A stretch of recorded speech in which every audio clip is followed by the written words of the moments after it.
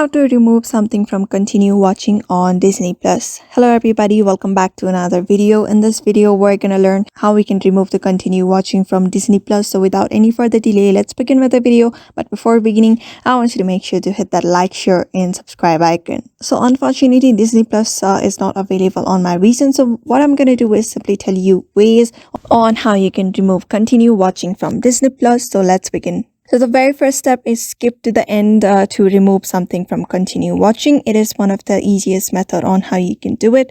It tricks the system into thinking that you've completed watches and thus it gets removed from the row.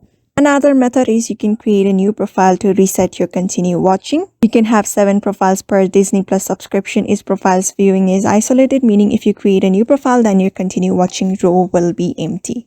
In order to create a profile on Disney Plus, you may just select your profile icon, then select Add Profile and choose an avatar to represent the profile. After that, enter a profile name and select Save. Another method is you can not let autopay cause continue watching woes.